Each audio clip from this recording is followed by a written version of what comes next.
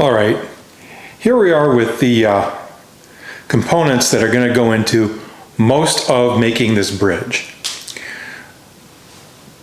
The first thing we have to think about is that bridges don't just sit on the ground at the end. And so I'm going to use this cleaning rod here as a pointer. We have bridge abutments.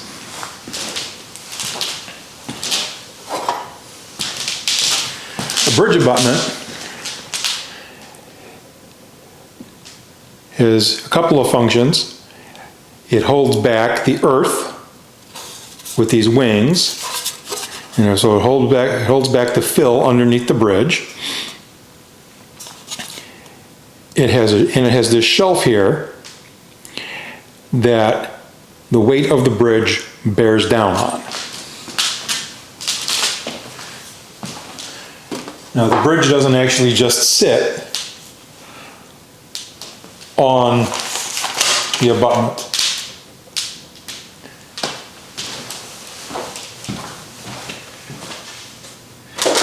Every bridge is pretty much a custom affair, no matter how it's built. So we need bridge shoes and adapters. They go and transfer the bridge's weight onto the abutment. And this is a different type of bridge shoe right here. We're going to need several different types of bridge. We're going to need plate girders.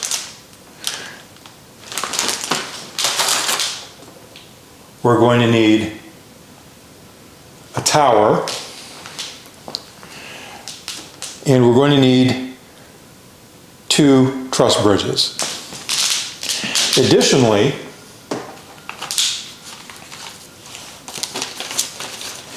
one of the things we're going to need, because again, everything is at least semi-custom when we talk about bridging, is I've put together 5 sets, 5 bags of Central Valley truss kits.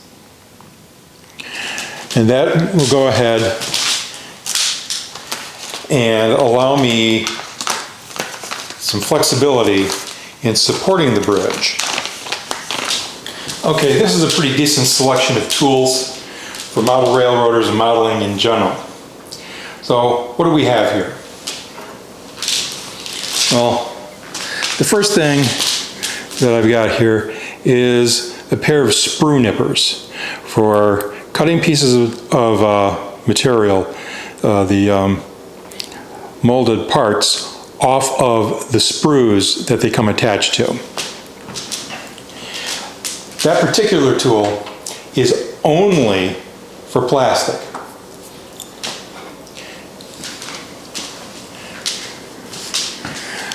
I've got a pair of flush cutting pliers and a pair of side cutters. Those two are both strong enough for thin wire if I need it. I have 3 different kinds of tweezers.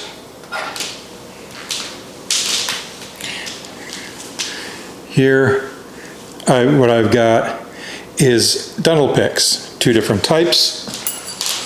There are some curved ones down in the basement, and a couple of straight ones. A quality multi-tool is hard to beat. An X-Acto knife, which I didn't bring up because we probably all know what an X-Acto knife looks like. Although you may not know it, X-Acto also makes a miter box and a fine saw. There are saws from X-Acto that are finer than this one if I need it. Obviously, we have here some adhesive and evaporative glue. HO scale, well, multi-scale model railroader ruler, HO scale, S scale, O scale, and on the back, N. And I've got something else that a lot of modelers in various scales may not think about. This is a hemostat. It's shaped like a pair of scissors, but they're really a fine pair of pliers, and if you listen closely, they lock. And then to get them to unlock, all you have to do is push them apart at the base.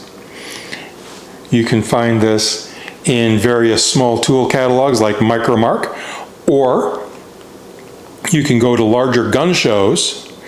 There's almost always an area at a gun show where somebody's selling stuff that's alleged to be medical supplies, and that's where you find these. They're really not expensive. They do have some serration. If you don't want the serration, it doesn't take much to get rid of the serration, to have it ground off. And finally,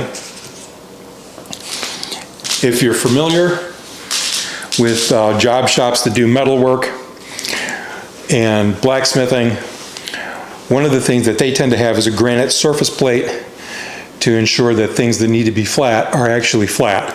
Well, we're building a bridge from plastic on a model railroad.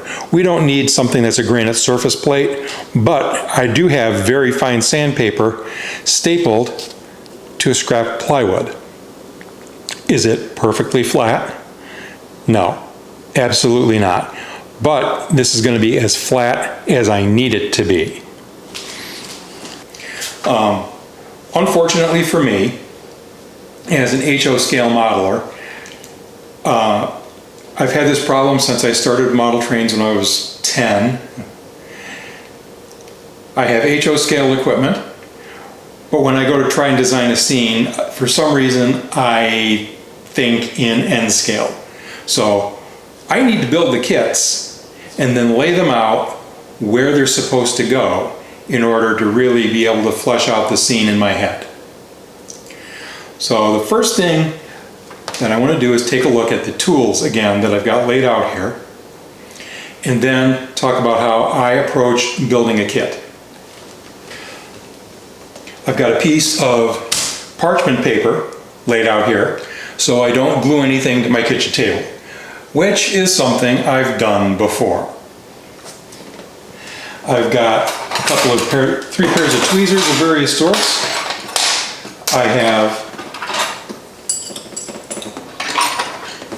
some picks, straight and angled.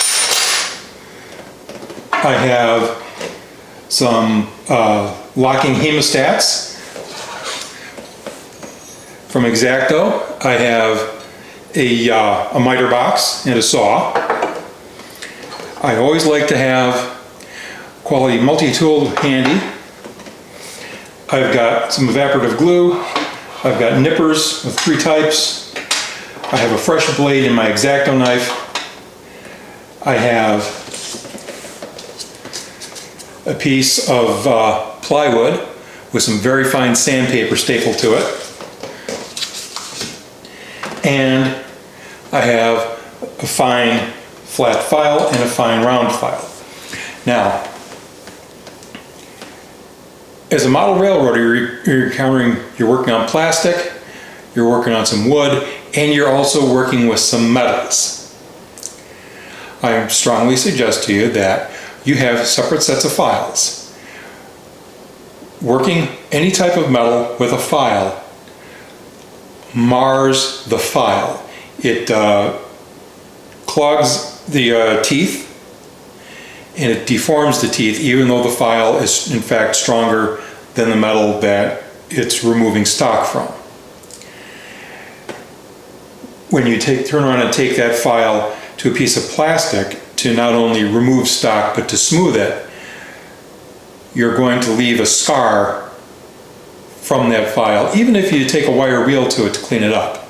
So it's a good idea to get 2 sets of files.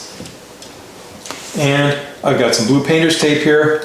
If I need it, in the office I have a bag of rubber bands. First thing I like to do when I build a kit is I like to go into the kit and make sure nothing's missing and that all the parts are not only present, but that they're not warped, which I've had happen in the past, and that none of the parts are what's called a short shot, where the plastic doesn't make it all the way into the mold. So I'm going to shut the camera off, and when I've done all that, I'll come back. We'll start building the kit. I'll show you how to use the nippers if you've never done that before. And then I'm going to go ahead, shut the camera off. I'm going to build the kit. When I'm ready, I'll turn the camera back on out in the garage with the bridge hanging from a piece of thread. We'll get the bridge painted so it'll look the way I want it to look when it's installed, minus any weathering I want to do. And when we're ready, we'll go down into the basement and position the bridges and everything so I can determine the height of the plywood scenery base that I'm going to use under this area. We'll be back in a minute. All right, well, right off the bat, I've identified an issue. Typically, Walther's Cornerstone kits, especially the bridges, come with a bag, plastic bag in the box that contains all the parts and an instruction sheet. As you may have noticed, there's no bag, and when I lifted the parts out of the box, there's also no instruction sheet. However, I've gone and I've looked in the box for the double track truss bridge, and here we are with a sheet of instructions. I think this instruction sheet, I think they're similar enough, and I built enough bridges on my previous layouts from kits and from scratch that I can go ahead and get this built without an issue. So as I said, this is a sprue nipper. It's intended only to cut plastic. So even though there are no instructions, I went through this anyway, and as you can see, there are the two halves of the truss, which is the side portion of the bridge. This part down here has locating holes here and here. Here we have a pin, here we have a hole. Here we have a pin, here we have a hole. So the two halves of this are going to go together with the evaporative glue. And the way we're going to do this,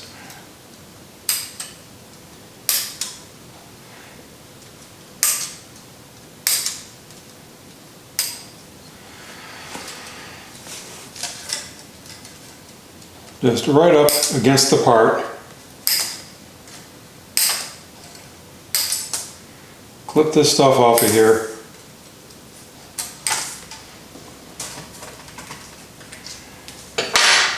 we're going to take our nice fine file here, run your finger over the part, find the gate where that piece was, and just kind of gently,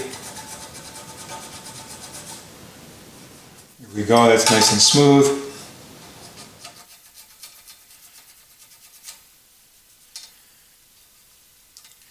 So I'm going to go ahead, I'm going to clean all these pieces up, get them put together, and then once I figure out my way through this kit, as I said, we'll end up in the garage with some paint and have this hang from a thread, and we'll get this done. Be back in about like this. Hey everyone, I just wanted to quick pop the camera back on. I know I'd spoken earlier about the possibility of using the locking hemostats in model building. The trusses for this bridge, as I pointed out, come in, well, eighths. And they go together. They've got locking pins, or locating pins anyway, but the whole thing is fairly loose. And these are just way too thick for the hemostat to be a viable option. But what does turn out to be a useful tool are these kind of medium-size binder clips. We'll just put one on here, and it holds everything in place quite nicely. It doesn't mar the surface of the plastic.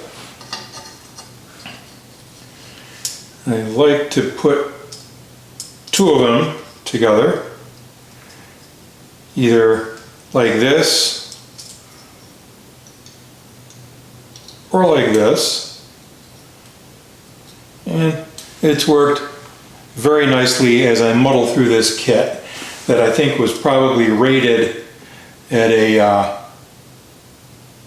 train show. I've never seen the Walthers kit that didn't have directions or where the contents weren't in a bag inside the box. So we'll get this finished and I'll see you again out in the garage. Hey everybody, so the single track truss kit from Walthers is done, and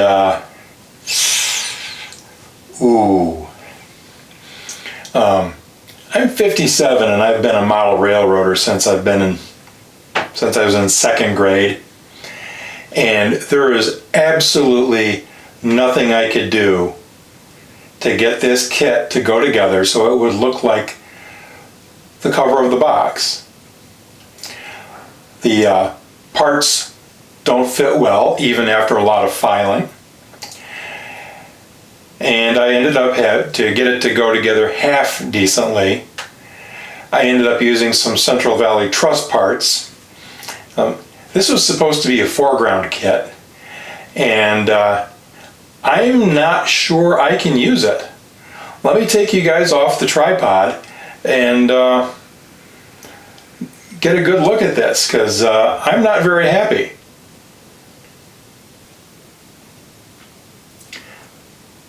Okay everybody, this is the cover of the box. And as you can see, there are no gaps anywhere on the side plates, and these structural members here are clearly, at least they look to be pretty clear, that there are no gaps there either in the center. There were no way to get that stuff in one piece in contact with the other. So let's take a look here at what we actually ended up with. I had to cut out the center section here and install a part that didn't belong there. And if we turn here, the top portion of the truss is too short. There's no two ways about it. You can either end up, you're gonna have a gap here at the end, and you're going to have a gap in the middle, no matter how you do this. So I'm still going to need to come up with a little styrene strip and do a lot of filing to get that to go together properly. Here in the center, as you can see, there's I've added Central Valley truss beams to the center part. If you take a look, this here, the halves, because there's an inner half and an outer half of each truss, the halves here touch each other. there was no way to get the halves of this piece of structure at this end in contact. So again, I had to fiddle around with Central Valley pieces, which thank God they actually go together the way they're supposed to. But as you can see, this here, let me give you a little more light. Hopefully this doesn't blow out the picture. It's pretty bad. The other side, I'll spin it around, may actually be worse.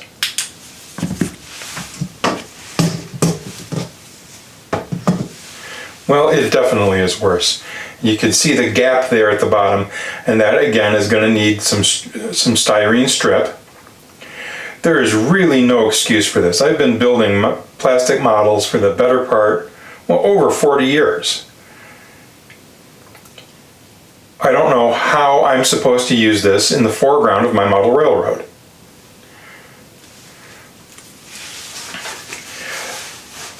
The 2-track truss bridge, on the other hand, is going to get together much more nicely, although the directions are clearly wrong, and we'll get into that next. All right, let's take a look at this modernized double-track truss bridge. This kit is so much better than the single-track truss kit. And the reason for that is the parts actually fit each other. Having said that, I'm going to recommend that you not follow the instructions, and I think I may have said that previously. So the instructions are going to tell you to start assembling the halves of the truss kits. They're going to tell you to glue this to this. Bloop. The problem is there are no locating pins or associated receptacles for those pins anywhere on either of these two parts. And then they want you to glue things like this onto that assembly. So my advice, and what I've done, go ahead and put together the deck of the bridge first. As long as you make sure the deck is nice and flat and square, you're going to be well taken care of, because the halves of the truss have an inner half and an outer half. The inner half, every place it attaches to the truss has a rectangular slot that attaches to a stud on the deck. Once you've done that, it's nice and stable, and you have no problem at all attaching all the parts to it. Now, are you going to have to spend a little time with a fine file or maybe an emery board working on the gates where the parts attach to the sprues? Yes, absolutely, you're going to have to do that. And as always, if you work slowly and carefully, it's not going to be a problem. I'm still not sure what I'm going to do with the single track truss bridge. It is straight, but it looks terrible. I'm going to finish this double track truss bridge up tonight. Tomorrow, we're going to go out in the garage. I'll pull the truck out, and we'll shoot some paint and see how they look. And hopefully I won't have to go and custom build something to replace the single track truss bridge. It's supposed to be a foreground kit. I don't know if that's going to happen.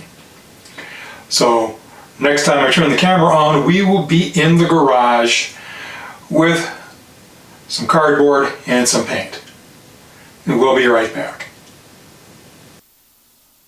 All right, I had originally intended to paint out in the garage, but the weather is poop. So here we are back in the basement. The noise in the background is the dehumidifier running. So before we get started, I want to go over what I use when I paint a building or any kind of structure or piece of rolling stock. I've never had any luck with airbrushes. So I usually use a spray can, and they work nicely. I make sure that I have nitrile gloves. I find that along with paints from Walthers or Testors, when that's available, the other thing that I have good luck with is Rust-Oleum, Painter's Touch. It's intended, among other things, for plastic. I've never had a problem with it not covering. So far as the pigment goes, I've never had a problem with it hiding detail or not sticking as long as the surface is reasonably clean. The other thing that I like, because I don't have a paint booth, is I have one of these miniature fans, and I can just blow air across the model and help it dry a little faster.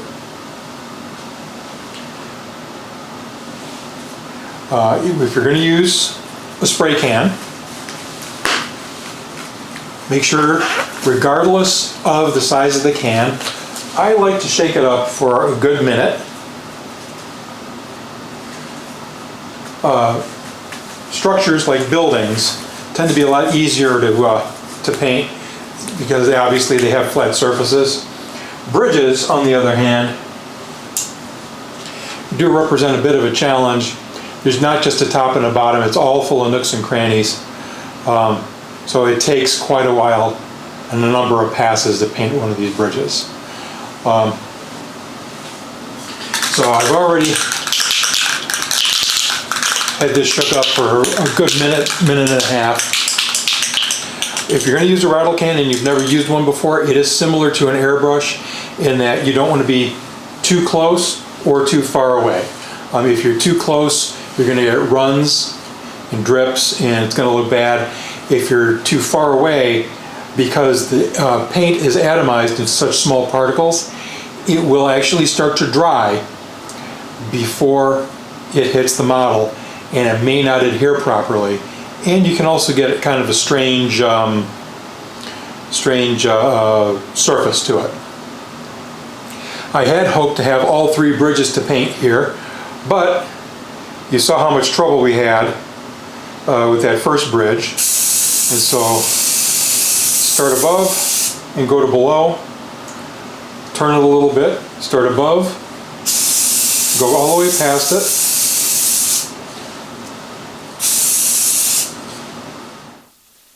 and then we're going to turn on the fan,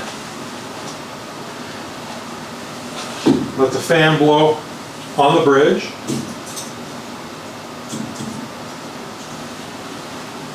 and we're going to come back and start all over again. Some of you who may not be experienced modelers may wonder, what color should I paint my bridge? You've got a pretty good amount of latitude with that.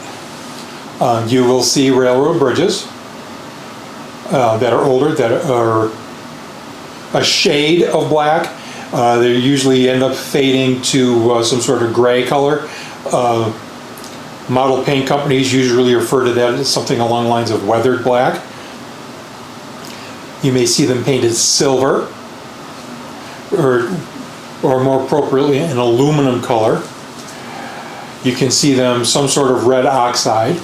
And up near my father's house, there's what used to be a New York Central plate girder bridge. Before the short line that now runs that operates those tracks got their act together and put up no trespassing signs, you could walk up to that bridge and see where there is still some paint on it, and some of that paint appears to have actually been green. Whether that was actual paint or primer, who knows? I don't know how many coats of paint it's going to take to cover this bridge, but that's it for this month's video, for this week's video. There were 3 Wednesdays this month, so this is a bonus railroad video. And on the regularly scheduled one, we'll get together and work on the stud wall and the painting and placing the backdrop. So thanks for watching, and we'll see you next time. Bye-bye.